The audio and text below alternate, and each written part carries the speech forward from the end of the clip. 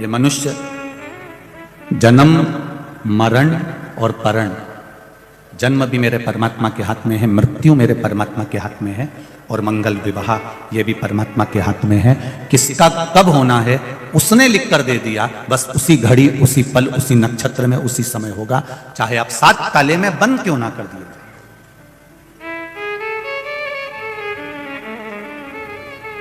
उसने लिख दिया तो लिख दिया। कितने लड़के देखे तुम लोगों के लिए, तुम्हारे माता पिता ने कितने लड़के देखे। अपने अपने घर की बेटियों का जरा विचार करिए, जितनी माताएं बैठी हैं, जितने पुरुष बैठे हैं, अपने घर की बेटी का विचार करिएगा। कितने लड़कों की खबर आई और तुम्हारे लड़कों के लिए कितनी लड़की की खबर आई। कोई न मामा ने बताया, ना मौसी ने बताया, ना काकाजी ने बताया, ना बाजू वाले ने बताया, कितना लड़का लड़की देखा। आखिरी में किस्मत में यही लड़का लिखा था और किस्मत में यही बहू लिखी थी।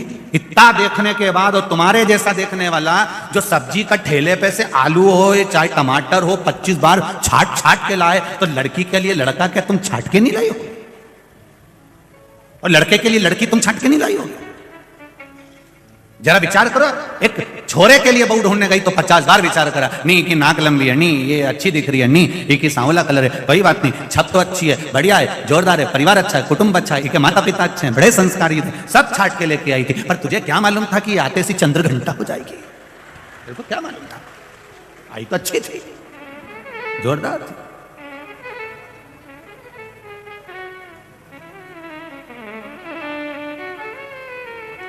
अब सास को लग रहा है बहू बुरी है, बहू को लग रहा है सास बुरी है, बुरा कोई नहीं होता। जिंदगी में याद रखना, सास कभी बुरी नहीं होती, अगर बुरी होती तो अपनी रकम तोड़वा के तेरे को सोने की रकम नहीं दे देती। और एक बात मेरी माताओं से निवेदन है, बहू कभी बुरी नहीं होती, अगर बहू बुरी होती तो अपने पिता का राजसी ठाट छोड़कर तेरे घर में नहीं आती। ना सास बुरी है ना बहू बुरी है, बस जो समय का चक्र चल रहा है, ये थोड़ा सा चक्र जो चल रहा है ये बुरा है। अब शादी के 2-4 साल इस चक्र में फंसे हुए हो, एडजस्ट करने में थोड़ा सा समय लगेगा थोड़ा। इसलिए हमारे यहाँ अदालत में जब केस पहुंचता है तलाक का, तो एक अदालत अलग से बैठती है केवल समझाने के लिए कि ये समय का चक्र बेकार चल रहा है, इस चक्र को थोड़ा निकल जाने दो, थोड़ा बेकार समय निकल जाने दो। अगर ये बेकार समय निकल गया तो ये निश्चित है तो उसी घर में राज्य करेगी, तो आनंद में रह सकती है।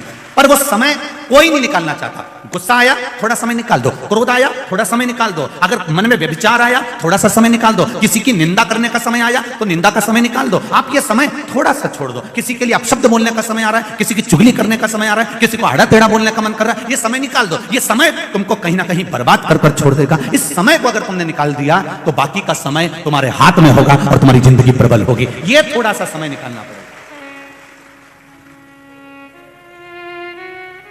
हम समय निकालना नहीं जानते। बहू ने कुछ बोला तुमने पलट कर जवाब दे दिया, सास ने कुछ बोला बहू ने पलट कर जवाब दे दिया। कभी विचार तो कर, बहू से भी निवेदन है कि कभी विचार करो, क्या सास बुरी है? नहीं, बुरी होती तो शादी में नाचती नहीं, मेहंदी नहीं लगाती, तेरे पांव की नाप के चप्पल नहीं लाती, पूछ पूछ के हाथ की चूड़ी का गाला बनवा के सोने की चूड़ी बनवा के लाई। बेचारी खुद नहीं पहनी ऐसी जोरदार जोरदार साड़ी तेरे को चढ़ाई, और डोकरी तो 1-2 साड़ी में अपनी जिंदगी निकाल दी। जरा विचार कर कि सास बुरी नहीं है और ना बहू बुरी है, केवल एक समय जो हमारे सामने चल रहा है, इस समय को थोड़ा सा निकाल दीजिए।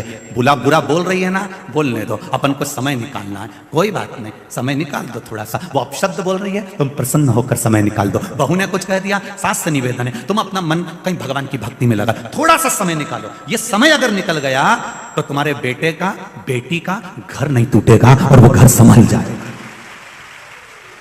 हम समय निकालना नहीं जानते, हम तो बस जरा सा किसी ने कहा तेरे को इतनी तकलीफ है, अभी रुक जा, तू रुक अभी। और दक्ष प्रजापति जैसे तैयार होकर सामने खड़े हो गए, श्राप दे दिया चंद्रदेव को, काया का रोग हो जाए तेरे को। दामाद को अगर काया का रोग हो गया तो भोगना किसको पड़ा? अरे बोलो तो रही जी, भोगना किसको पड़ा? बेटियों को। वो सारे सब दूर हाथ जोड़ती फिर रही, मेरा पति अच्छा कर दो, मेरा पति अच्छा कर दो, मेरा पति अच्छा कर दो। तुमने किसी के यहां जाकर कह दिया हम तो हमारी सास से परेशान हो गए, भगवान ऐसा कर दे मेरी सास को पलंग पे पटक दे, पटक दे मेरे भगवान मेरी सास को पलंग पे, इसका मुंह बंद कर दे। अब भगवान ने मुंह भी बंद कर दिया, पड़ी पलंग पे। अब खिला खाना, दलिया बना, जा गुड़ की थुली बना, लापसी बना, अब धीरे से उसको उठा के बिठा, फिर चम्मच से पिला, पिला, तू नहीं मांगा था। बल्कि भगवान से कहो भगवान मेरी सास की इतनी लंबी उम्र करना, भगवान मेरी बहू को इतना खुश रखना, इतनी उम्र देना कि हमारी भी उम्र लग जाए। क्यों? अगर सास घर में रहेगी तो मैं कथा सुनने चली जाऊंगी, ताला लगाने की जरूरत नहीं पड़ेगी। बहू घर में रहेगी तो मैं कथा सुनने चली जाऊंगी, ताला लगाने की जरूरत नहीं पड़ेगी। अगर घर में सास नहीं रहेगी और अकेली रह गई मैं, तो फिर क्या करोगे? ताला लगा के आना पड़ेगा, डर भी लगा रहेगा। वो आएंगे, सब्जी कौन लाएगा, रोटी कौन लाएगा, बच्चे स्कूल से आने वाले होंगे। अगर घर में सास है, तुम आराम से मॉल घूम रही हो, तुम्हें कोई फर्क नहीं पड़ रहा, क्योंकि डोकरी घर पे बैठी है।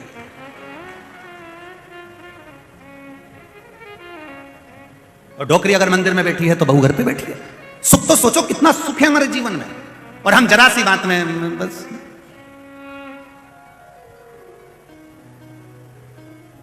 एक बेटी बड़ी दुखी हो गई, डॉक्टर की बेटी थी, उसने बड़ा, वेद जी की बेटी थी, वेद जी से जाकर कहा पापा मैं मेरी सास से बड़ी दुखी हो गई, इसको तो मर जाना चाहिए। वेद जी ने कहा बेटा इतनी सी बात, मैं तेरे को पुड़िया बना कर देता हूं, 4 महीने के अंदर तेरी सास निपट जाएगी। बस तुझसे एक निवेदन है, 4 महीने तू अच्छे से सेवा करना, चुप रहना, उसके सत्कार करना। वो इतनी लड़ती है, मैं क्या सत्कार करूं, तू तो सत्कार कर ले, तुझे मालूम है 4 महीने बाद मरने वाली है। 4 महीने की पुड़िया वेद जी ने बनाकर दे दी, इसमें खाने में मिलाकर खिलाना चालू करा। ये सास गाली देती, ये कुछ जवाब ही नहीं देती, क्योंकि इसको तो मालूम है डोकरी 4 महीने बाद निपट जाएगी। बोले वो गाली देती रही, ये कुछ नहीं बोले। 15 दिन निकल गए, सास ने सोचा कि बहू जब से मायके से आई है सुधर गई है, इसके पापा ने समझा दिया होगा। जवाब नहीं देती है बिल्कुल।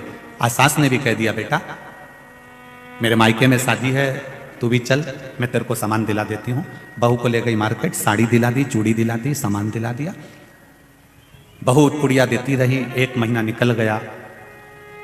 अब धीरे धीरे बहू के मन में भी सास के प्रति प्रेम जागृत हो गया, सास का बहू के प्रति प्रेम जागृत हो गया।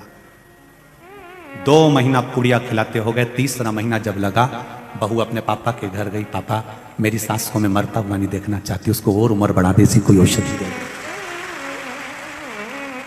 ऐसी कोई औषधि दे दो जिससे मेरी सास की उम्र बढ़ जाए, मैं उसको मारना नहीं चाहती, उसके जैसी तो कोई है ही नहीं। पापा वो अपशब्द कहती थी, पापा आपने मुझे पुड़िया देकर चुप करा दिया, मैंने चुप रहना सीख लिया तो मेरी सास खुद आशीर्वाद देना चालू कर दी। ये पुड़िया हमारे पास में होना चाहिए। ये पुड़िया कोई महाराज तुमको नहीं देगा, ये बेल भभूति की पुड़िया कि तुम्हारे घर में शांति हो जाए। शांति हमको अंदर से उत्पन्न करना पड़ेगी, भीतर से करना पड़ेगा।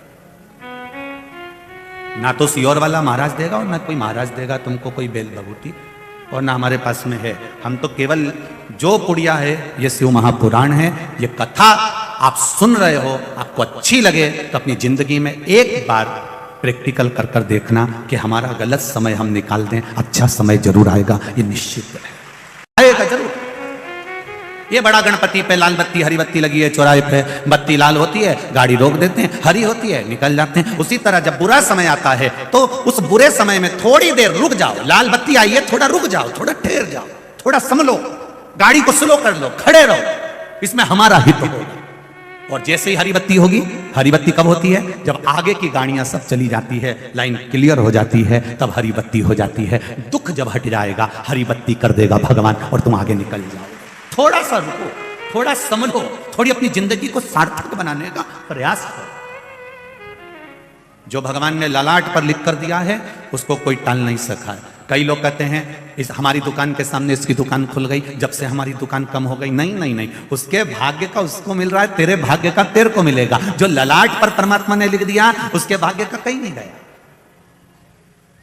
परम पूज्य वैकुंठवासी श्री राजेश्वरानंद जी महाराज अपनी भाषा में कहते थे, परमात्मा के खाते में जितना लिखा होता है मनुष्य उतना ही खाता है। कितना खाता है? जितना, जम के बोलो जरा, खाते में लिखा। और अगर वो ज्यादा खाता है तो फिर ऊपर जाता है। ये राजेश्वरानंद जी कह रहा है। वैकुंठवासी श्री राजेश्वरानंद जी ने अपनी वाणी में अपने रामचरितमानस के अंतर्गत वर्णन किया, खाते में लिखा है उतना ही खाएगा, और अगर ज्यादा खाता है तो सीधे खाते से ज्यादा कोई नहीं खा सकता। कोई कहता है इसने हमारा भाग्य काट लिया, कोई कहता है इसने हमारी रोजी रोटी छीन ली, कोई कहता है हमारा ये काम छीन लिया, कोई कहता है इसने हमारा ये काम छीन लिया। नहीं नहीं, संसार में कोई पैदा नहीं हुआ जो आपका कोई हक छीन ले। आपके हक का आप 7 ताले में भी बंद हो जाओ, आपको आपके हक का मिलेगा जरूर। भगवान ने पेड़ दिया है तो पोषण भी करेगा जरूर, उसके ऊपर नहीं।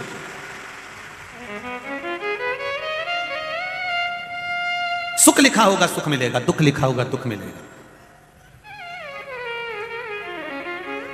हमको तो इतना बड़ा कार्य मिल रहा था, हमको इतना बड़ा टेंडर मिल रहा था, दूसरे ने भांजी मार दी, वो टेंडर ले लिया। ले लेने उसने भाग्य में लिखा होगा तो इससे जोरदार मिलेगा। बस भरोसा मत तोड़ना, तो विश्वास मत छोड़ना, तो उस परमात्मा पर पूर्ण भरोसा कर कर रखना। और जब हम परमात्मा पर भरोसा कर लेंगे तो ये जिंदगी की सार्थकता है कि हमारे कार्य सफल। कोई कहता है हमको अंग्रेजी आती है, कोई कहता है मेरे को 2 भाषा आती है, कोई कहता है मेरे को 3 भाषा आती है, कोई कहता है मुझको हिंदी आती है, कोई कहता है मुझे तमिल आती है, कोई कहता है मुझे मराठी आती है, कोई कहता है मुझे संस्कृत आती है, कोई कहता है मुझे इंग्लिश आती है, कोई कहता है मैं फारसी भाषा बोल लेता हूं। पर निवेदन केवल इतना सा होगा, दुनिया के लोग कोई सी भी भाषा बोलें, आप मेरे शंकर को जो समझ में आ जाए वो प्रेम की भाषा सबसे बोलो, शिव को प्रिय लगना चाहिए। मेरे शिव को जो प्रिय लग जाए वो भाषा तुम्हारी होना चाहिए। मेरे महाकाल बाबा का जो प्रागट्य हुआ है उज्जैनी में, अवंतिकापुरी में, उस जगह पर कोई ना मंत्र पढ़ा गया था, ना कोई तप किया गया था, ना कोई साधना करी थी।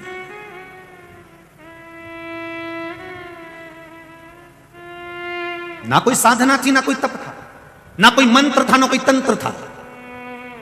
केवल एक 6 वर्ष का लड़का था और शिव थे, उसके सिवाय कुछ नहीं। और जैसे आपके घर के बच्चे सावन के महीने में छोटी सी झांकी बनाते हैं, बोलो बनाते कि बनाते? घर घर के गांव में तो छोटे छोटे बच्चे ऐसी वो डंडी तोड़ लाते हैं, ऊपर सब डंडा बांध बुना के उस पर पत्ता पत्ती डाल के नीचे मिट्टी घोल के शिवलिंग बना देते हैं, फिर उसमें छोटा सा बल्ब लगा देते हैं, फिर पत्ता पत्ती तोड़कर उसको सजा देते हैं। शिवरात्रि पर सावन के महीने में बच्चे बहुत झांकी बनाते हैं। अब लोगों ने वो तो ये नाटक और फिल्मों ने बच्चों को बर्बाद कर दिया, नहीं तो पहले गाँव में छोटी छोटी झांकी शिवरात्रि पर और सावन महीने में तो खूब बनती थी। और बच्चों को यह भी नहीं मालूम पड़ता था कि ये जो बेशरम की डंडी है, ये नल्ले के पास लगे, हम तो उससे भी भगवान की झांकी बना देते थे, जो भगवान को प्रिय भी नहीं। हमने तो फिर भी नहीं देखा कि भगवान को क्या प्रिय था, क्या प्रिय था। और जितनी जीजीओन बैठी और जितना यहां जीजाओन बैठा है, सब अंदाजा लगाकर बोलना, बचपन में तुमने भी, तुम्हारे बाल्यकाल में भगवान कृष्ण के जन्मोत्सव की, रामोत्सव की और शंकर जी की खूब झांकियां बनाई होगी। नहीं बनाई होगी तो कहीं ना कहीं शंकर जी के मंदिर में जाके इतनी छोटी छोटी एक एक लोटा भर के अपना गांव की जीजियों के साथ में, छोटी छोटी पोरिया उनके साथ में, और सब एक साथ चली जाती और शंकर जी का मंदिर में लोटा भर के उंडेल के शंकर जी पे आ जाती। ये विश्वास, ये नाटकों ने, ये फिल्मों ने, ये कलाकारों ने सबको भगवान से दूर कर दिया था। लोग मंदिर जाना भूल गए थे, लोग भगवान के मंदिर में जाते ही नहीं थे, शिवालय तक नहीं जाते थे।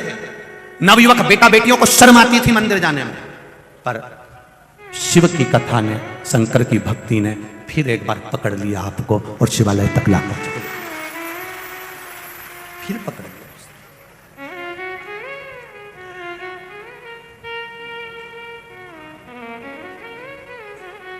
कितना शिव की भक्ति, कितना अनुमोदन।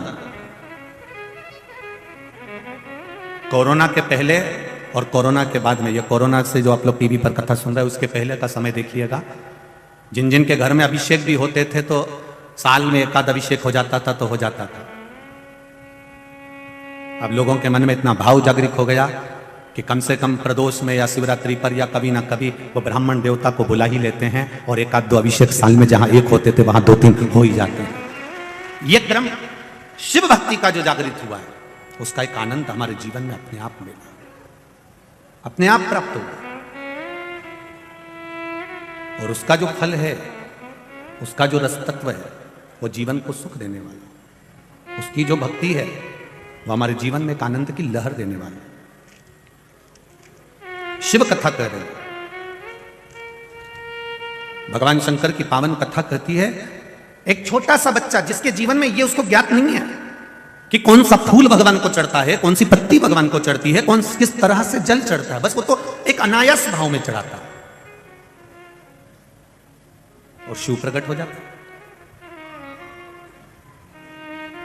शनि महाराज ने तप करा तो काशी का शिवलिंग का निर्माण करा, चंद्रदेव ने तप करा तो सोमनाथ के शिवलिंग का निर्माण करा, नर्मदा जी ने तप करा, राजा मानधाता ने तप करा तो ओमकारेश्वर का शिवलिंग का निर्माण हुआ, भगवान कृष्ण ने तप करा तो ओम नागेश्वर शिवलिंग का निर्माण हुआ, पांडवों ने तप करा, नर नारायण ने तप करा तो केदारेश्वर शिवलिंग का निर्माण हुआ, बड़े बड़े शूरवीरों ने तप करा, भीम ने तो भीमाशंकर का निर्माण हुआ, गौतम बाबा ने तप करा तो त्र्यंबकेश्वर का निर्माण हुआ, रावण ने तप करा तो वैद्यनाथ जी का निर्माण हुआ।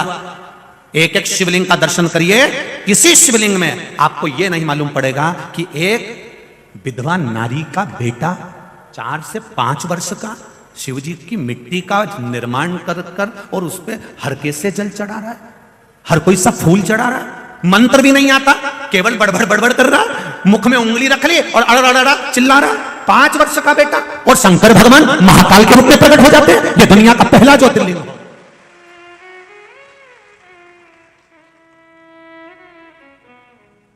ये 12 ज्योतिर्लिंग में एक ज्योतिर्लिंग ऐसा है जो केवल तुम्हारा दिल देखता है, तुम्हारा मन देखता है, तुम्हारा चित्त देखता है, तुम्हारी वृत्ति देखता है।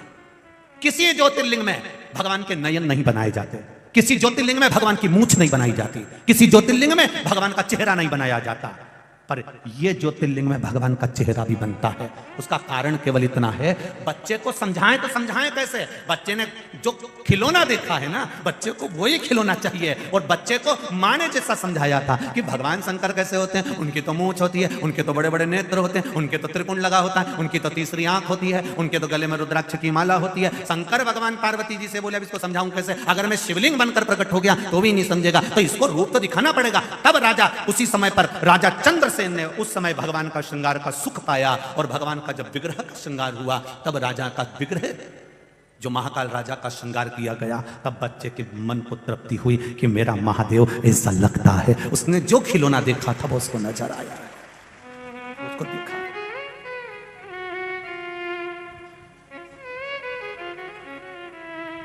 उस बच्चे ने शिव जी से नेत्र मिला लिए थे।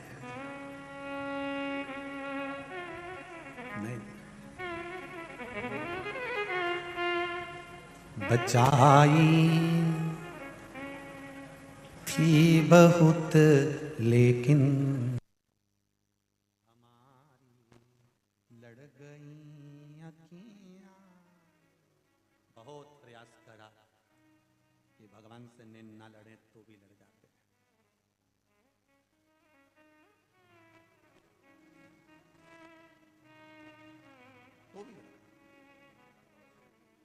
सखीरी डमरू वाले से हमारी लड़ गई अखियां। सखीरी डमरू वाले से हमारी लड़ गई अखियां। 12 ज्योतिर्लिंग में घूमकर आना, नयन तो तुम महाकाल में ही लड़ा सकते हो, और बड़े बड़े नेत्र और तुम मिला सकते हो, केवल महाकाल। बचाई थी बहुत लेकिन हमारी लड़ गई अखियां। सखीरी डमरू वाले से हमारी लड़ गई। बचाई थी बहुत लेकिन हमारी लड़ गई। सखीरी डमरू वाले से हमारी लड़ गई। वेद प्रिय ब्राह्मण ने अपने पुत्र के बल पर 84 महादेव का आनंद पाया है।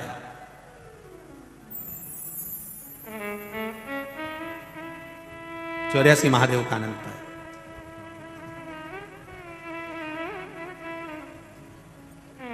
उज्जैनी के 4 खूट पर 4 महादेव हैं। 84 महादेव में से 4 महादेव अवंतिका के 4 खूट पर। जब मां छिप्रिया दूषण नाम का राक्षस जब भागा, बाहर निकलने लगा अवंतिका से, माता ने उसको खींच कर चल के वेग से इधर भेज दिया। शिव भागे उधर, भगवान शंकर ने उधर संहार करा तो गया, इस खूट पर इधर संहार करा। 4 खूट पर 4 महादेव, 84 महादेव में से 4 महादेव 4 खूट पर हैं और 80 जो महादेव हैं वो भीतर अवंतिका में विराजमान है। समय आया, अवंतिका के राजा हो गए राजा चंद्रसेन। राजा चंद्रसेन ने नियम बना लिया, ये ब्राह्मणों की देन, ये अवंतिका में जो 84 महादेव है, ये ब्राह्मणों का सुख देने वाले, अपने बच्चों की जिसने बलियां दे दी हैं, अपने बच्चों को निछोड़ता हुआ जिन ब्राह्मणों ने देखा है,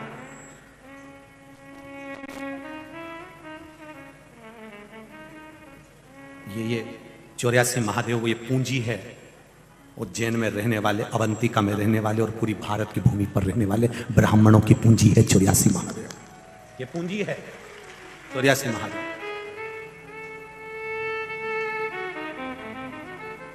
कितना सुंदर कहा है स्कंद पुराण में और लिंग पुराण के अंतर्गत वर्णन करते हैं। अगर मान लो आपको उज्जैन पहुंचे और आपको थोड़ा जल्दी जाना है और आप 84 महादेव नहीं भी कर पाओ तो 4 फूट के 4 महादेव का दर्शन कर लीजिए, 84 महादेव का सुख प्राप्त हो जाए।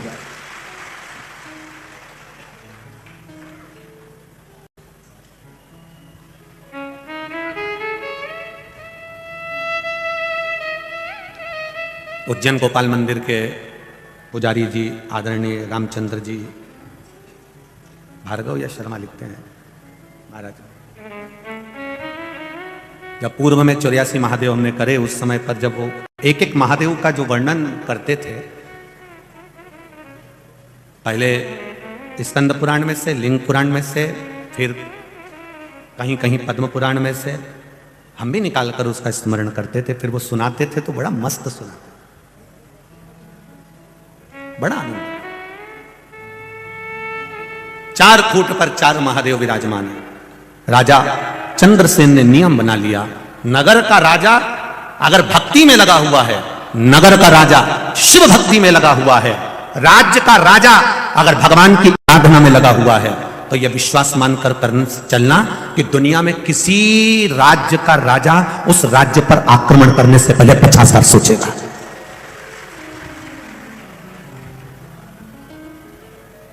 अगर एक राजा शिव भक्ति में लगा हुआ है, अगर एक राजा शंकर की भक्ति में लगा हुआ है, तो वहां आक्रमण करने से पहले, दुख आने से पहले 50 बार विचार।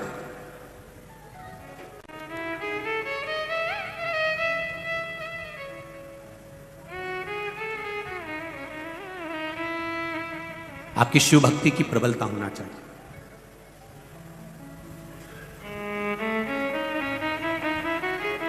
आप शंकर की आराधना में लगे हुए हो तो उसका फल आपको मिलेगा जरूर, ये निश्चितता है। राजा चंद्रसेन ने नियम बना लिया कि मैं 84 महादेव भले ना जा पाऊं, महीने में एक बार 84 महादेव कर लूंगा, पर 4 फूट पर जो महादेव विराजमान हैं, 4 जगह पर जो शिव बैठे हैं दूर दूर खूट पर, मैं उनका दर्शन करूंगा। रथ में बैठ चंद्रसेन 4 फूट का महादेव दर्शन करने नहीं जाता था। अब देखिए जरा कितनी सुंदर चरित्र है। मेरे महाकाल राजा के कथा जो चल रही है उसको आप ध्यान से सुनना कि चंद्रसेन राजा की धर्म पत्नी पूजन का पात्र तैयार कर कर रखती थी, तो राजा चंद्रसेन कहते थे कि इस थाली को इतनी दूर तक मैं लेकर जाऊंगा, उससे अच्छा है तू जल का पात्र मुझे दे दे। कमंडल में जल भरते थे राजा चंद्रसेन, सुंदर स्वर्ण पात्र, और 4 फूट पर राजा चंद्रसेन चले जाते थे। जब चंद्रसेन राजा शिव मंदिर में आते हैं, शंकर जी का जल चढ़ाने आते हैं, तो वहां के जो विद्वत ब्राह्मण होते हैं वो राजा चंद्रसेन के लिए व्यवस्था करते हैं, आसन लगाते हैं, थाली तैयार रखते हैं, बेलपत्री तोड़कर ब्राह्मण देवता लेकर आते हैं, पुष्प तोड़कर ब्राह्मण देवता लेकर आते हैं, मंजरी तुलसी की ब्राह्मण देवता लेकर आते हैं। बहुत ध्यान से सुनना रे मेरे भाई और मेरी बहनों, जितने आस्था चैनल पर कथा सुन रहे हो और जितने लोग इस पावन धरा पर इंदौर की कथा सुन रहे हो, 12 ज्योतिर्लिंग के शिव महापुराण की कथा चल रही है। जिंदगी में जो राजा चंद्रसेन ने पाया आप भी पा सकते हो, पर एक गलती से जरा दूर रहिएगा। वो गलती को जरा हमें समझना है कि हमारी जिंदगी की वो कौन सी गलती है कि महादेव हमसे प्रसन्न नहीं होता। जितने रोडों पर बैठे हैं वो भी सावधानी से सुने इस कथा को, दिल से सुनिए। चंद्रसेन राजा ने देखा कि मैं जाता हूं, पूजा की थाली लगी मिलती है, बेलपत्र टूटी मिलती है, पुष्प मिल जाता है, जल थाली सब तैयार मिलती है, आसन ब्राह्मण लगाता है, थाली ब्राह्मण लगाता है, मैं बैठकर पूजन करता हूं, ब्राह्मण को दक्षिणा अधिक भी देता हूं, सब कुछ करता हूं, पर इसमें एक गलती हो जाती है। मेरे वीआईपी पन के कारण जो बहुत घंटों से खड़े हुए हैं उनको धक्का देकर निकाल दिया जाता है। चंद्रसेन राजा के ये संवाद को अपनी जिंदगी में उतारिएगा। बहुत बड़े बड़े दानी हो आप लोग, बहुत बड़े बड़े धर्मात्मा हो आप लोग, बहुत वीआईपी भी हो आप लोग। मैं 1 लाख बेलपत्र शिव जी को चढ़ाती हूं, मैं 1.25 लाख चढ़ाती हूं सावन के महीने में, मैं इतना भंडारा चाहती हूं सावन के महीने में, मैंने ये कर दिया, मैंने वो कर दिया। तुम 1.25 लाख बेलपत्र चढ़ाओ चाहे 1 करोड़ बेलपत्र चढ़ाओ, तुम्हारी 1.25 लाख बेलपत्र चढ़ाने में अगर तुम्हें अहंकार आता है तो वो 1 बेलपत्र शिव की उठाकर शिव पर चढ़ाने वाला आगे निकल जाता है। शंकर को तुम्हारी 1.25 लाख बेलपत्र नहीं चाहिए। किसी पुराण में नहीं लिखा शंकर भगवान की कि तुम 1.25 लाख बेलपत्र चढ़ाओ या 1 लाख बेलपत्र चढ़ाओ। शंकर भगवान की कथा कहती है 1 बेलपत्र भी मुझे अपना मानकर दिल से चढ़ाएगा तो तू मेरा हो जाएगा, मुझे ज्यादा नहीं चाहिए, अपने दिल से मुझे दे।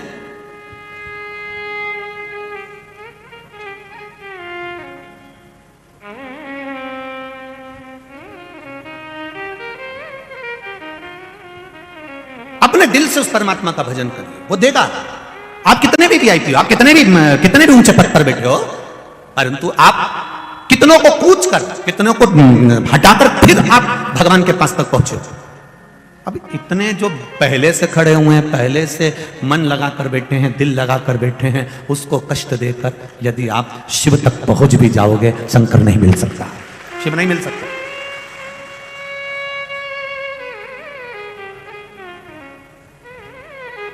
शिव नहीं मिलेगा।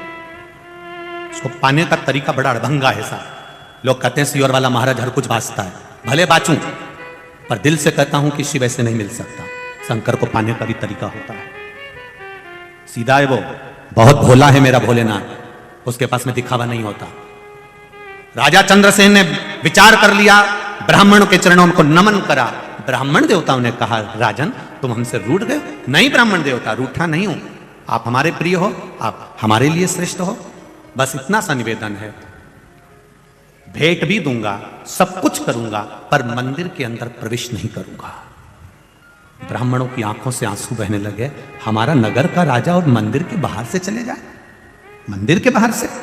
ब्राह्मणों ने कहा नगर का राजा ऐसा करेगा तो अच्छा नहीं लगेगा महाराज, लोग हम पर हंसेंगे, क्या कहेंगे। नहीं नहीं आप ऐसा न करिए, नहीं ब्राह्मण देवता, आप मुझसे पूजन दिल्ली पर करवाना।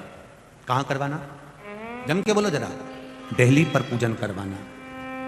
दुनिया में ब्राह्मण से बढ़कर कोई कृपालु और दयालु नहीं हो सकता। उस ब्राह्मण ने कह दिया गजब के राजा हो, दिल्ली की पूजन कर रहे हो,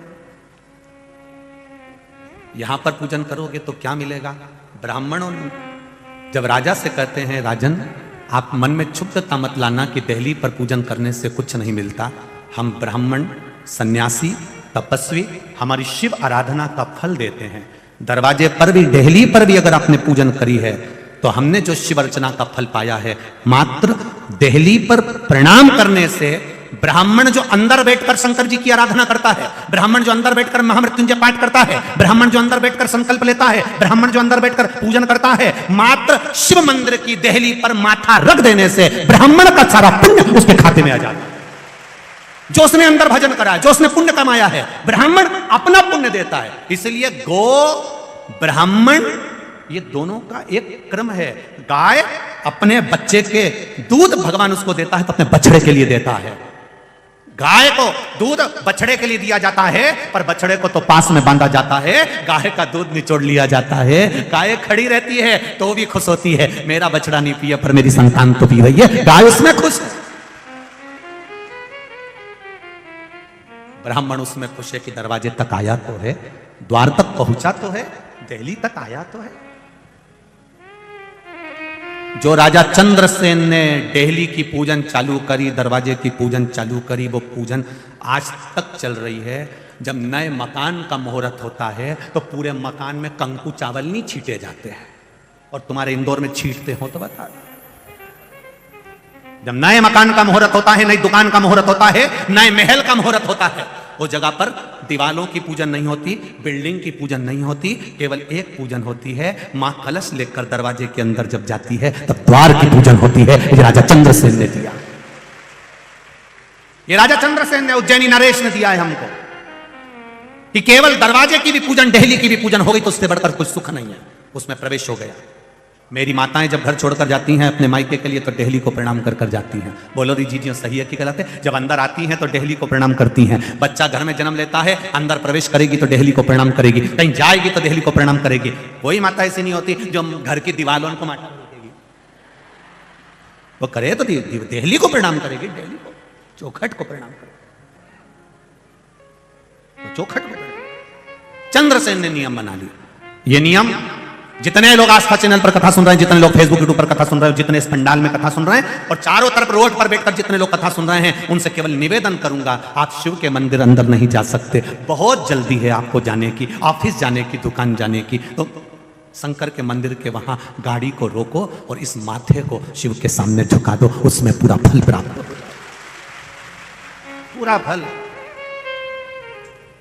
वो गवर्नमेंट के जितने भी ऑफिस है उसमें जाकर देखते हैं, सील होती है, सील, ये सब सील होती है, उस सील में उल्टे अक्षर लिखे रहते हैं, लिखे होते हैं, उल्टे लिखे होते हैं, और उनको लगा दो तो सीधे हो जाते हैं। बस यही कि यही अपना जिंदगी है। अपने भी ये सिर स्टाम्प है, सील है, इसमें कई चीजें उल्टी लिखी है कि तेरे जीवन में एक्सीडेंट होगा, तेरे जीवन में दुख आएगा, तेरे जीवन में ये होगा। जो उल्टा लिखा है इसको ले जाके मैं ठप्पा लगा, जैसे ही ठप्पा लगा सीधा हो गया, उल्टे से सुलटा सीधा।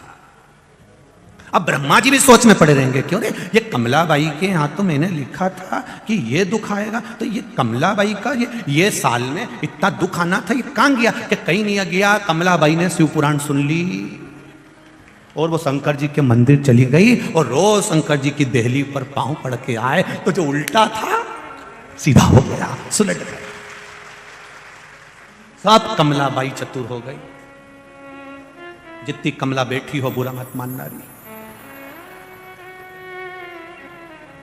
सीधा। चंद्रसेन ने विचार कर लिया, मंदिर की देहली पर आऊंगा, प्रणाम करते, देहली पर प्रणाम करते। अब भगवान विष्णु के द्वारपाल थे जय विजय, शंकर भगवान के मंदिर के द्वारपाल था वीरभद्र, अब शिव जी के मणिभद्र, शिव जी का जो द्वारपाल है वो मणिभद्र जो दरवाजे पर रहता। अब मणिभद्र दरवाजे पर बैठा हुआ था, और एक दिन मणिभद्र दरवाजे पर बैठा था, पांव थोड़े से मणिभद्र खड़ा हुआ था, थोड़ा देर के लिए मणिभद्र शिव की आज्ञा से वहां बैठा हुआ था। उसी जगह पर मणिभद्र, जहां द्वार पर, देहली पर, दरवाजे पर मणिभद्र का पहरा होता है शिव के दरवाजे पर, तो वहां मणिभद्र बैठा था, और इतने में इसने सिर झुका दिया, सिर झुकाया। इसको मालूम ही नहीं था कि यह मणिभद्र है, शंकर जी का कोई द्वारपाल है। अब द्वारपाल कोई दिखता तो था नहीं, तो उनको लगा कि यहां तो शिव बैठे, यहां शिव। मणिभद्र बैठा। अब मणिभद्र जब बैठा हुआ था, मणिभद्र जब विराजमान था, तो मणिभद्र जैसे ही दरवाजे पर बैठे थे और इसने सिर को झुकाया, मस्तक को जगाया, मस्तक को जैसे झुकाया, मणिभद्र को लगा गजब का राजा है। दुनिया के लोग मंदिर के अंदर जाकर प्रणाम करते हैं, दुनिया के लोग मंदिर के अंदर जाकर नमन करते हैं, ये अवंतिकापुरी का राजा चंद्रसेन तो दरवाजे पर नमन करता है। मणिभद्र खुश हो गया। मणिभद्र ने कहा, राजन ले, तुम्हारी पूंजी मैं तुम्हें देता हूं। मणिभद्र ने अपने कंठे से निकालकर एक मणि राजा चंद्रसेन को दे दी। ये मणि तेरी जिंदगी का सारा सुख प्रदान कर देगी, तुझे कहीं नहीं जाना। ध्यान दो जरा कथा पर। केवल दरवाजे पर धोख लगाने पर, प्रणाम करने पर राजा चंद्रसेन को एक मणि ऐसी मिल जाती है, जो मणि राजा चंद्रसेन अपने पास में रख लेता है। वो मणि का सुख राजा चंद्रसेन को मिल जाता है। आसपास के सारे राज्यों में खबर हो गई, राजा चंद्रसेन के पास एक ऐसी मणि है, जो मणि सोना उगलती है, धन देती है, वैभव देती है, सत्ता देती है, प्रतिष्ठा देती है। वो मणि सोना दे रही है। वो रत्न माणिक मोतियां दे रही है। अब तो राजा चंद्रसेन के ऊपर आसपास के जितने नगर के लोग थे, राज्य के लोग थे, वो आपस में राजा हों सब तिल मिला उठे। और आपको कथा में कहा था, पद और पतंग जैसे ऊपर जाती है काटने वालों की संख्या बढ़ जाती है, वैसा कि वैसे ही राजा चंद्रसेन के साथ हो गया। सारे नगर के राजा इकट्ठे हो गए। पहले एक राजा ने खबर करी कि वो मणि हमको दो, चंद्रसेन ने मना कर दिया, तुम पूरी सत्ता ले जाओ पर मणि नहीं दूंगा। दूसरे ने खबर करी हम उसको आक्रमण से ले लेंगे, चंद्रसेन ने कहा भले तुम मणि नहीं दूंगा, तुम आक्रमण कर दो। सारा साम दाम दंड भेद सब लगा लिया चंद्रसेन राजा से मणि लाने के लिए, नहीं मिली। तब पूरे चारों तरफ के राजाओं ने अपनी सेना तैयार कर दी और आक्रमण की तैयारी होने लगी केवल एक मणि के लिए, केवल एक मणि जो मणिभद्र ने दी थी, जो शिव जी के द्वार से प्राप्त हुई थी। उस मणि के लिए आक्रमण करने की तैयारी हो गई। राजा को मालूम पड़ा आज चारों तरफ से सेनाएं तैयार होकर अवंतिकापुरी पर आक्रमण करने आ रही है। धर्म पत्नी के पास में पहुंचा। धर्म पत्नी ने 4 फुट के चारों ब्राह्मणों को बुला लिया। 4 फुट के चारों ब्राह्मणों को बुलाकर धर्म पत्नी ने पूछा, ब्राह्मण देवता आपके आशीर्वाद से मेरे पति को यह मणि मिली है, दरवाजे पर मात्र प्रणाम करने से यह मणि मिली है, और यह मणि मेरे पति के लिए बड़ा कष्ट पैदा कर रही है, चारों तरफ से आक्रमण हो रहा है, कुछ करिए ब्राह्मण। तब ब्राह्मणों ने कहा, क्यों चिंता करती हो महारानी जी, जिस दरवाजे से मणि मिली है वही दरवाजे पर रहने वाला और मंदिर के अंदर रहने वाला ही तो राजा को बचा लेगा, तुमको लड़ने की जरूरत ही क्या है, जिसने दिया है वो संभालेगा। वो लाइन याद कर लो, तुम्ही ने दर्द दिया है, आगे क्या है, तुम्ही दबा दे, गला नहीं दबा दे, दबा दे। अब मणि दिए आपने तो संभालोगे भी आप। चला राजा चंद्रसेन आज शिव जी के मंदिर के द्वार पर नहीं, शंकर के मंदिर के अंदर जाकर बैठ गया। शिव जी की आराधना में बैठा था, तभी राजा चंद्रसेन शिव जी की आराधना कर रहा था। इतनी देर में एक स्त्री जो वैधव्य थी, अपने छोटे से बच्चा, छोटा सा बालक जो एक मात्र 4.5 से 5 वर्ष का बालक था, उस छोटे से बच्चे को श्रीकर, जिसका नाम था, श्रीकर नाम के उस बालक को लेकर जा रही थी। बालक ने शिव जी को देखा, थोड़ी देर रुक गया, माँ ने भी प्रणाम करा, बच्चे ने भी प्रणाम करा, बैठ गया। बैठा श्रीकर, उस नारी का पुत्र, छोटा सा बच्चा राजा को देख रहा है। ब्राह्मण देवता मंत्र बोल रहे हैं, ब्राह्मण बहुत तेज तेज मंत्र बोल रहे हैं, राजा पूजन कर रहा है, अभिषेक कर रहा है, फूल पत्ती चढ़ा रहा है, बेलपत्ती चढ़ा रहा है, पुष्प चढ़ा रहा है शिवलिंग पर। बच्चे ने देख लिया, तुम्हारे यहाँ के बच्चे भी ऐसे ही होते हैं। दादी क्या करती है वो देखता है, अगरबत्ती लगाई है दादी ने, दादी जब उठ के चली जाती है, अगरबत्ती बुझ जाती है, समाप्त हो जाती है, तो डंडी रहती है ना अगरबत्ती की, उसी को उठा के घुमाता है, बोलो री जी सही है कि गलत है, बच्चा देखता है।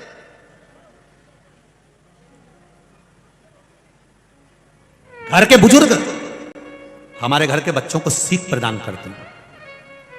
श्रीकर ने देख लिया कि राजा कैसे पूजन कर रहे थे, मां ने हाथ पकड़ा श्रीकर का, चलो बेटा, मां का हाथ पकड़कर श्रीकर अपने घर चले गया। दूसरे दिन श्रीकर ने विचार करा, मेरी मां ना जाने कौन से मंदिर लेकर गई थी इतनी दूर, मैं कहां जाऊंगा मंदिर में। श्रीकर ने एक वृक्ष के नीचे से मट्टी उठा ली, उस मट्टी का शिवलिंग बना लिया, शिवलिंग बनाकर जमीन पर रख दिया। जमीन पर रखा है, ना चौकी है ना पाटा है, जमीन पर रख दिया। अब गया श्रीकर तैयारी करने के लिए, पानी भर कर लिया आया एक बाल्टी में, उसको नहीं मालूम कि बेलपत्री कैसी होती है, सब पेड़ों की पत्तियां तोड़ के लिया आया, सब पेड़ों की पत्ती, फूल तोड़ लाया, जमीन पे ही रख लिया, बैठ गया जैसा राजा बैठा था। अब पंडित जी मंत्र बोल रहे थे मंदिर के अंदर, अब इसको मंत्र तो आते ही नहीं थे, चालू हो गया, मुंह बड़बड़ करे, मुंह चला है। बच्चों को देखना, जब तुम्हारे घर में कोई पंडित जी पूजन करके चले जाएं तो बच्चे भी फिर उनकी नकल करते हैं, बच्चे भी नकल, पंडित जी जैसा जैसा करेंगे ना बच्चे वैसा वैसा पंडित जी को देखकर करेंगे। सीख देते ब्राह्मण, सीख देते घर के बुजुर्ग, सीख दे रहा।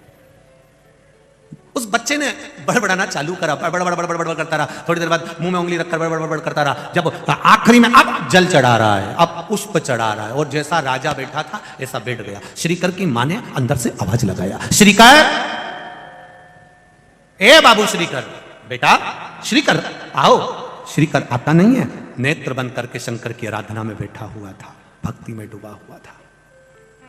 आवाज लगाई, श्रीकर नहीं आया। मां को क्रोध आ गया, मेरा बेटा ना जाने कहां चले गया। दौड़ती हुई बाहर आई, देखती है ये तो आंख बंद करके बैठा। क्रोध आ गया मां को, भगवान ने मेरे ललाट में पहले से तो दुख लिखा था, पति पहले चले गया, मैं बेधब्य हो गई, और ऊपर से ये औलाद ऐसी कि मेरी सुनती नहीं है। क्रोध करा मां ने श्रीकर का हाथ उठाकर झंझोड़ कर उठा दिया, सामान जो पड़ा था उसको बिखेर दिया। शंकर जी को उठाया मां ने, पटक। मां, क्योंकि युवान अवस्था में पति चले गया, घर में कोई भी नहीं, एक औलाद, और वो भी नहीं सुने तो मां को क्रोध तो आएगा ही। शिव को उठाकर पटक दिया, टूट गया शिवलिंग। श्रीकर रोने लगा, बिलख गया, मां से हाथ छुड़वाया। जहां पर शंकर भगवान का शिवलिंग बिखरा पड़ा था, श्रीकर लोट लगाने लगा, मेरा महादेव, मेरा महादेव, मेरा महादेव कर पुकारने लगा। मां, मुझे महादेव चाहिए, मैं बिना महादेव के नहीं रह सकता। मां खींच रही है, और जो शिवलिंग की मिट्टी नीचे पड़ी थी, बच्चा उस मिट्टी को पकड़ता है, तब मेरा महाकाल वहीं से प्रकट होकर श्रीधर को खींच लेता। तब मेरा महाकाल प्रकट हुआ, काल अधिपति तब प्रकट हुआ। सामने प्रकट होकर वो महाकाल का शिवलिंग सम्मुख में आ जाता है। केवल मिट्टी थी, और उस मिट्टी में से काल अधिपति प्रकट होकर महाकाल राजा बैठ जाता है। वो काल अधिपति शिव उस मिट्टी में से प्रकट हो गया। मां, शिव ने दर्शन दिया, माता ने चरणों में धोख लगा ली, क्षमा मांग ली, गलती हो गई प्रभु, क्षमा करिए, मैं ग्वालन, मैं गाय और आदि पशुओं को पालने वाली, मुझ में कहाँ ज्ञान होगा। मेरे बच्चे ने कुछ गलती कर दी। नहीं, बच्चे ने गलती नहीं करी, उसके विश्वास ने मुझे इस अवंतिका में मुझे प्रकट करा है। श्रीकर, मांग तुझे क्या चाहिए? श्रीकर कहते हैं, मैं कुछ नहीं मांगना चाहता। मेरे शंकर भगवान हनुमान जी का जो रूप था, उस रूप में यहाँ पर आ गए। श्रीकर को गोदी में बिठाकर कहा, श्रीकर शिव जी से मांग ले कुछ। श्रीकर कहता है, मुझे कुछ नहीं चाहिए, बस इस अवंतिका में आप सदा विराजमान हो जाओ, लोगों के काल का हरण करना, महाकाल बनकर बैठना। शिव जी ने कहा, सुनो श्रीकर, मेरा वर आशीर्वाद है, तुम्हारी 8 पीढ़ी पूरी निकलेगी, और 8 पीढ़ी में तुम्हारे यहां नंद बाबा का जन्म होगा। उस नंद राय जी की गोद में स्वयं नारायण खेलेंगे कृष्ण बनकर। ये मेरा वर तुम्हें दे, ये मैं वर देता हूं। एक छोटा सा बालक मेरे महाकाल को प्रकट करने की सामर्थ्यता रखता है। मेरे बच्चों से निवेदन है,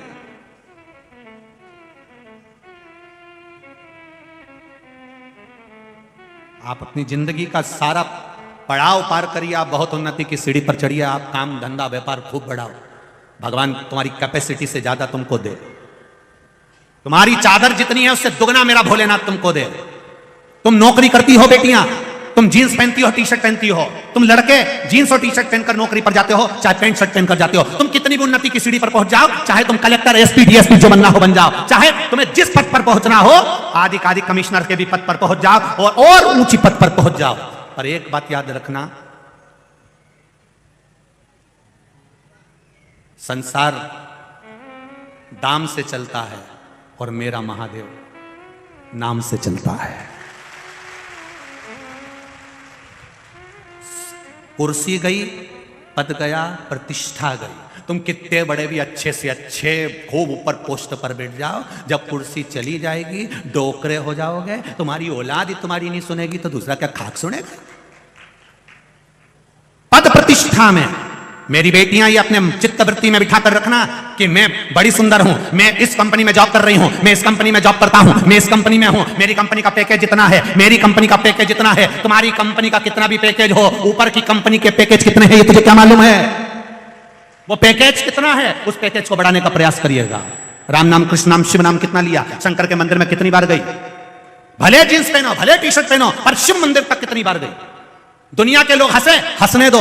अगर आज मंदिर जाने से दुनिया के लोग हंसेंगे तो ये निश्चित है एक दिन वो भी तेरे लिए ताली बजाएंगे कि बाबा बहुत ऊपर उन्नति की ओर बढ़ गई है। शर्म नहीं करना हमको मंदिर जाने में। बेटियों से निवेदन, नवयुवक बेटों से निवेदन, चाहे दुनिया के लोग कितना भी कहें, हमें मंदिर जाने में शर्म नहीं करना चाहिए। हम कितने भी फैशन में रहते हो, चाहे हम कितने भी सुंदर हों, पर हमें शिव मंदिर में जाने से कोई रोके तो उसको कह दो, सुन ले रहे, आज तो तूने कह दिया, आगे से मत कहना। आग लगे बस्ती में अपन रहो मस्त, कमाओ, तुम्हारे 4-4 जॉब लग जाए, तुम्हारी तनख्वाह बढ़ जाए, तुम्हारी फैक्ट्रियां हो जाए, तुम्हारे गाड़ी बंगले बन जाए, सब कुछ हो तुम्हारे पास में, तो भी शंकर के मंदिर में जाने में शर्म नहीं करना।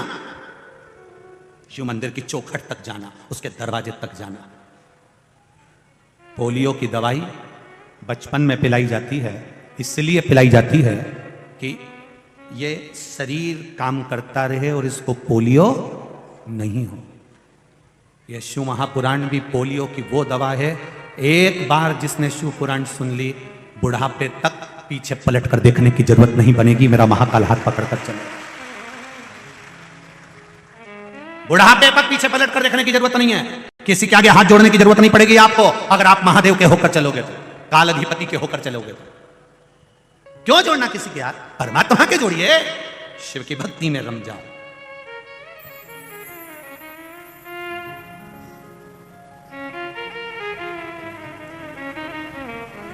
आता है वो, ऐसा नहीं कि मेरा महादेव नहीं आता। छोटा सा बच्चा जब जमीन पर शिवलिंग के टूटे हुए भाग को पकड़कर खड़ा होता है, तब मेरा काल अधिपति भी आता है।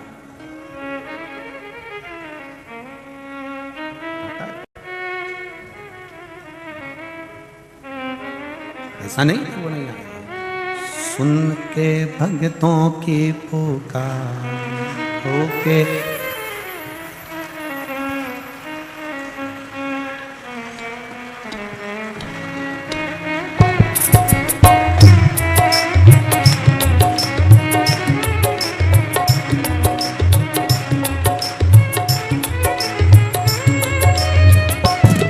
के भक्तों की पुकार होके नंदी पे सवार काशी नगरी से आया हे मेरा भोलेनाथ। सुन के भक्तों की पुकार होके नंदी पे सवार काशी नगरी से आया हे मेरे भोलेनाथ। सुन के भक्तों की पुकार होके नंदी पे सवार काशी नगरी से आए मेरे भोलेनाथ।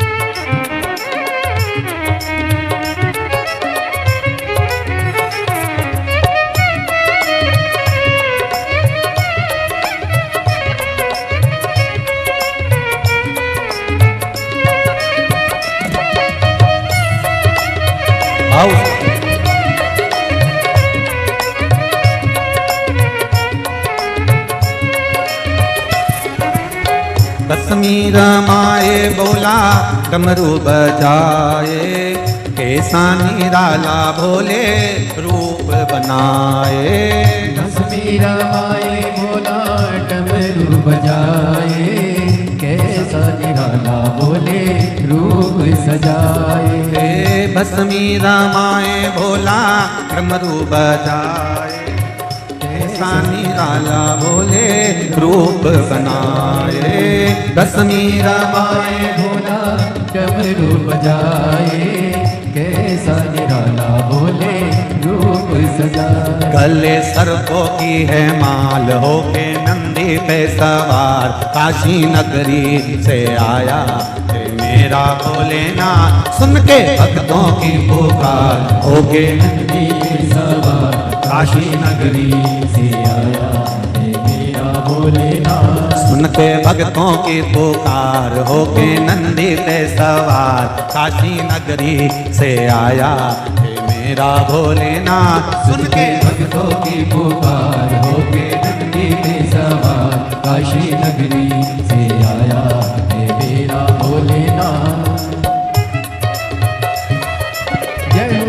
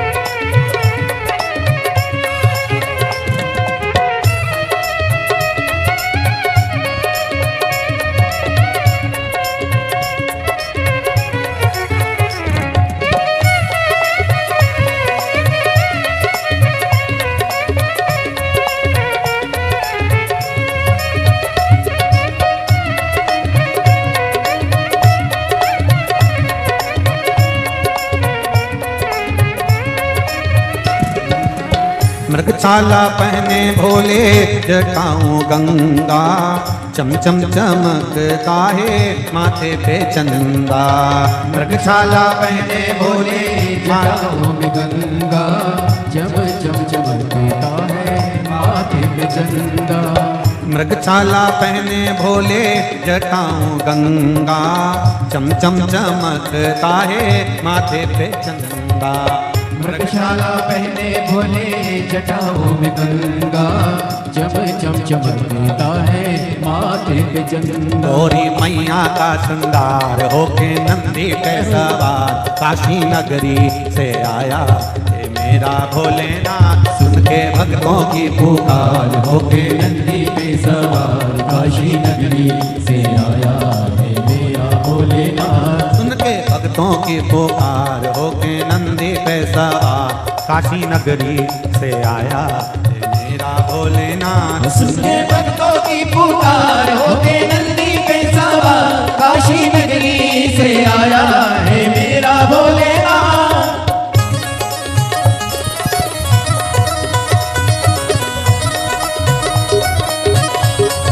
जय हो।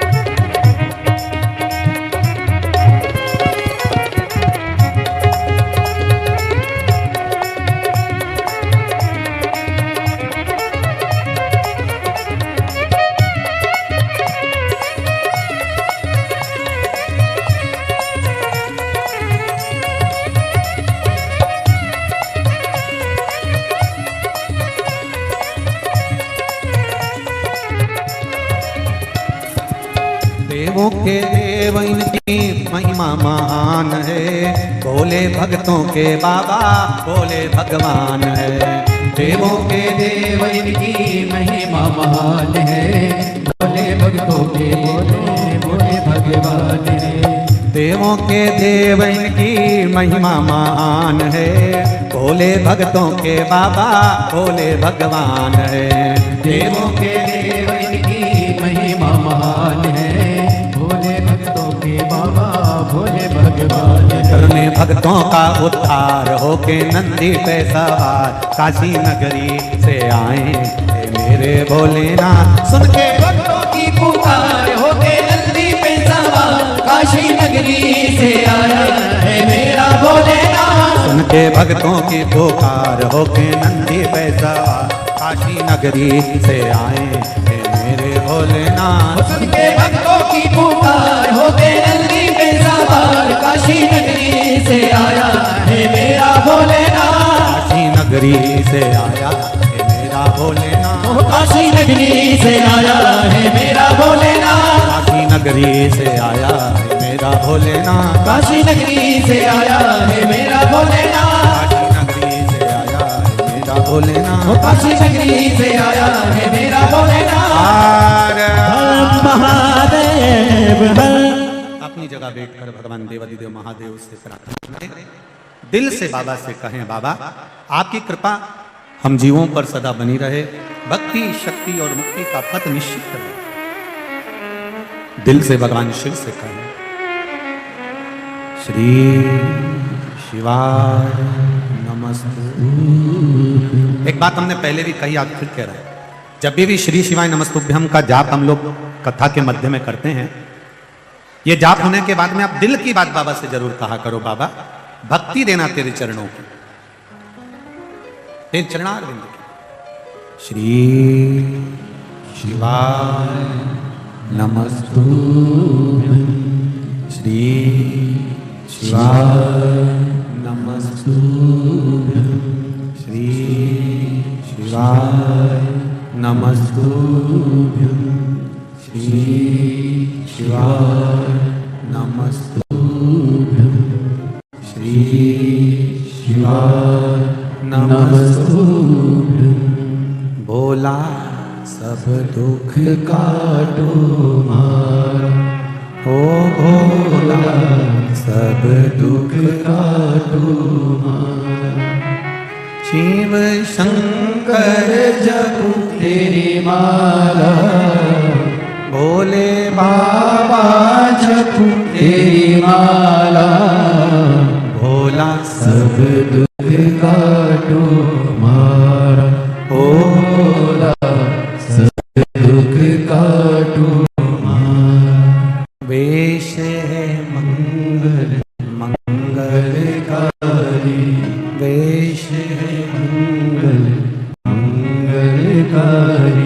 शमशान वासी हमारा, शमशान वासी हमारा। ओ भोला सब दुख काटो मारा, ओ भोला सब दुख काटो मारा। शिव कथा कर रही है, भगवान शंकर का संवाद कर रहा है। भक्ति में बल होगा, शिव मिलेगा जरूर। भगवान महाकाल के रूप में विराजमान होते हैं। अगला वर्णन आया है श्री ओमकारेश्वर बाबा का।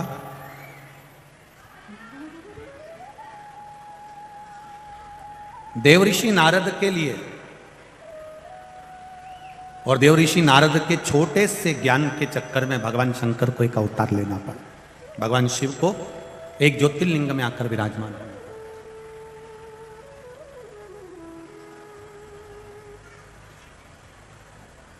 12 ज्योतिर्लिंग में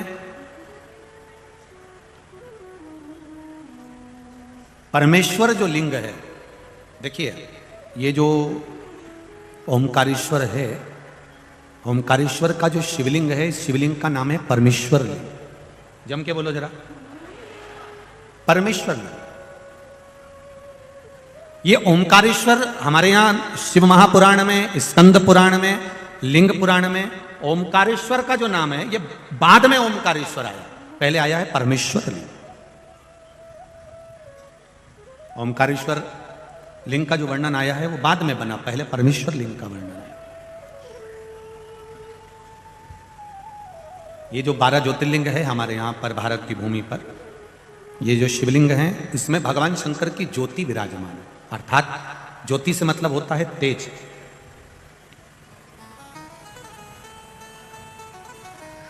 संसार में चाहे कोई शंकर जी की पूजन करे ना करे, पर जितने भी मनुष्य के शरीर है, मानव की जितनी देह है, मानव का जितना शरीर है, और चाहे जलचर हो, थलचर हो, वायुचर हो, जीव जितने भी हैं, उसमें जो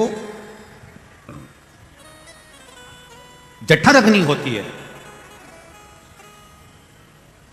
भोजन पचाने की जो सामर्थ्यवान अग्नि होती है, जो शरीर के अंदर होती है, वो शरीर की अग्नि ही शिव की ज्योति के तुल्य होती है। इसलिए उसको समझना कि संसार में जितने भी मनुष्य हैं, जितने भी मानव हैं, ये कोई साधारण नहीं है, सब में भगवान समाया है, प्रत्येक में नर नारायण, प्रत्येक में भगवान, प्रत्येक में भगवान समाहित है। इसलिए शायद लोग कहते हैं तुझ में रब दिखता है यारा में, सब में भगवान समाया, प्रत्येक कंकर कंकर शंकर। और उसका फल कुछ पत्र आए हैं, 2 दिन से पत्र पढ़ना नहीं हो रहा है, एक पत्र देखिए।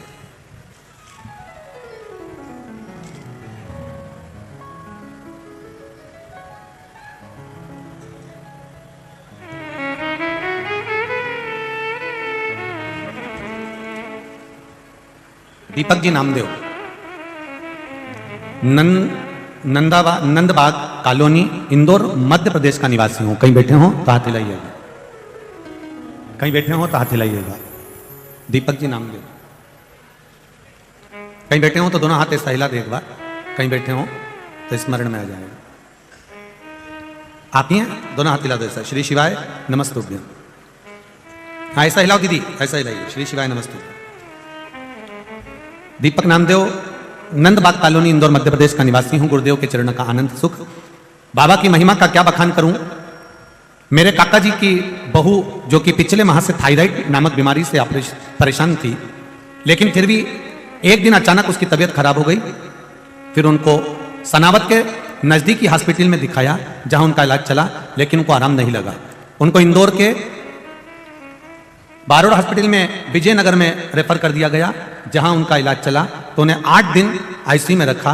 फिर तबीयत ज्यादा बिगड़ने के कारण उन्हें वेंटिलेटर पर शिफ्ट किया। वहां उनको 2 इंजेक्शन भी लगे, जिसका शुल्क यह है, लेकिन उनको आराम नहीं हुआ। फिर हमने आंवले के पानी से शिवजी के अभिषेक वाला उपाय जो 5 दिन तक करना था वो किया। वेंटिलेटर पर रहने के बाद भी एक दिन अचानक दिन में 3:25 पर उनकी धड़कनें बंद हो गई। डॉक्टरों ने जवाब दे दिया। 3:25 पर डॉक्टरों ने हमारे हाथ में रिपोर्ट दे दी और कह दिया इनमें शरीर में श्वास नहीं है, धड़कन नहीं है, ये मर चुके हैं। बंद होने की रिपोर्ट हमने पत्र में लगाई है। जो डॉक्टरों ने हमको श्वास बंद होने की रिपोर्ट दी थी कि ये मर चुकी हैं, इनके अंतर्गत अब श्वास नहीं है। पहली रिपोर्ट के अंतर्गत हमने ये सारी रिपोर्टें जो श्वास रुक गई थी और उनके प्राण नहीं थे वो रिपोर्ट लगाई। पत्र के साथ हमने रिपोर्ट लगाई है। डॉक्टर ने कहा आप इनको ले जा सकते हैं। घर वालों के मन में बहुत दुख हुआ कि अपन ने इतना पूजन करा, अर्चना करा, सब कुछ किया, पर बाबा सुने क्यों नहीं। परिवार वालों ने 3:25 पर 4 बजे तक उसको बॉडी को नहीं लिया और 4 बजे तक बॉडी ना लेकर बहू से कहा कि बेटा तुमने कहा था किसी और वाला महाराज कहता है कि जल चढ़ाओ, और अपन ने वो आंवले वाला प्रयोग भी करा, पर अंतर नहीं आया। 3:25 पर प्राण जा चुके थे, 4 बज चुकी थी। 4 बजे जब गुस्सा आया तो कहा आप श्री शिवाय नमस्तुभ्यम का जाप करो, बच जाएगी तो ठीक है। बाबा को पुकारना चालू करा। 4 बजे श्री शिवाय नमस्तुभ्यम का जाप करना प्रारंभ करा। 1 लोटा जल शिव जी को चढ़ाकर आए, वह जल लाकर उसके शरीर पर लगाया। कुछ देर बाद उसकी श्वास वापस लौट कर आ गई और वह जीवित हो गई। ये शिव है। ओ घड़ी मैं मृत्यु की रिपोर्ट भी दिखा रही हूं और ये रिपोर्ट भी सब सम्मुख है। तेरी कृपा बिना न हिले एक भी लेते हैं श्वास, तेरी कृपा से तनु तनु। विराजी दीदी बैठिए। श्री शिवाय नमस्ते। इस पत्र में एक लाइन आपने लिखी है कि हम विश्वास नहीं करते थे भगवान पर बाबा पर विश्वास पूर्ण हुआ। ये शिव तत्व है। शंकर ओ घड़ी,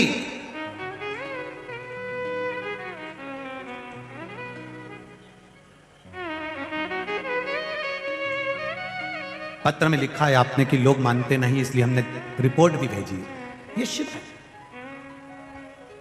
महाराज। तेरी कृपा बिना ना हिले कभी, लेते हैं श्वास तेरी कृपा से। हे गंगाधार मुक्ति द्वार ओमकार, आयो शरण तिहारी शंभु तार तार तू। मैं इंदौर वासियों से निवेदन करूंगा, ये सारे पत्र यहीं पर रहते हैं, इन पत्रों को आप एक बार दिल से जरूर पढ़ना। इनको पढ़कर आपको शिव जी के चरणों में भक्ति बढ़ेगी कि इन पत्रों में बाबा ने क्या क्या कृपा करी है, कितनी दया करी। हम छोड़कर जाते हैं, आप पढ़ो इनको। जनमानस, ये एक व्यक्ति का फोटो आया है लगा हुआ, देखिए। शरीर पूरा जल चुका है। पूरे शरीर जलने के बाद डॉक्टरों ने जवाब दे दिया था कि यह जीवित रहना मुश्किल है, तो भी आपने भेजा, आए हैं साथ में। इसको डॉक्टरों ने जवाब दे दिया था, ये शरीर पूर्ण तरह से जल चुका था और डॉक्टरों ने इसको जवाब दे दिया था। इसमें लिखा है, उम्मीद नहीं थी गुरुदेव, डॉक्टरों ने जवाब दे दिया था। शरीर पूरी तरह से गैस में, सिलेंडर में जल चुका था। उसके फोटो लगाए गए हैं। शरीर में श्वास नहीं, दम नहीं, पूरा शरीर बेकार हो चुका था, जिस शरीर के अंतर्गत कुछ नहीं बचा था। डॉक्टरों ने जवाब दे दिया। खरगोन ले जाकर जब हम पहुंचे, डॉक्टरों से मेरे पापा की कोई जिम्मेदारी नहीं ली और सारे डॉक्टरों ने जवाब दे दिया, खरगोन के भी। तब सारे डॉक्टर मना कर दिए। तब हम वापिस इंदौर को लेकर आए और इंदौर चौथराम में उनको इलाज शुरू करने के लिए कहा। उन्होंने भी कह दिया था ये ठीक नहीं हो पाएंगे। मेरा 16 सोमवार का उद्यापन था गुरुदेव। मैंने बाबा से विनती करी, मैं तेरी कथा सुनती हूँ, मुझे ठीक कर देना मेरे पापा को। आज मेरे पापा खुद यहाँ पर प्रणाम करने के लिए आए। आप इसमें लिखा है आपका पांव और हाथ काम नहीं कर रहा था, कर रहा है हाथ पैर दोनों काम, हाथ पैर दोनों काम कर रहे हैं, ठीक है।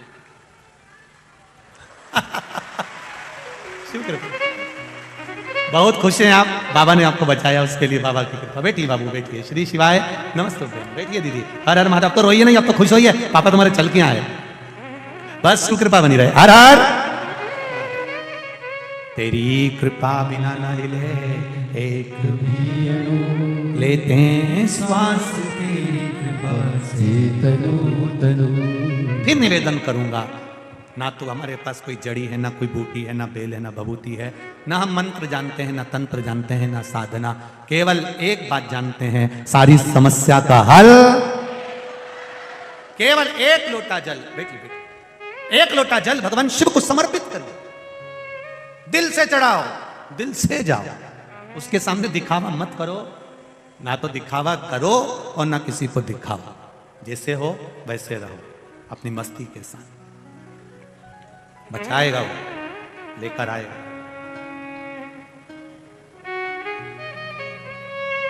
बहुत पत्र हैं, हम खुद नहीं पढ़ पाते हैं साहब इतने पत्रों को। और इन पत्रों में आपका विश्वास, आपका भरोसा, आपकी दृढ़ता है।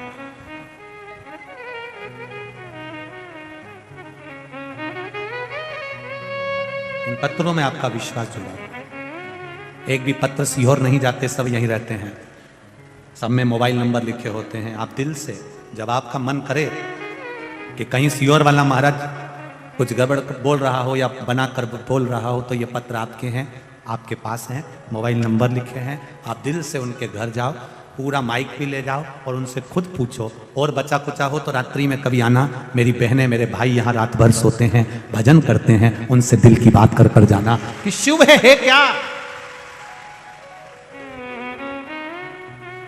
3 दिसंबर से 9 दिसंबर तक प्रसाद शिव महापुराण की कथा बड़ौदा में होगी, गुजरात में होगी।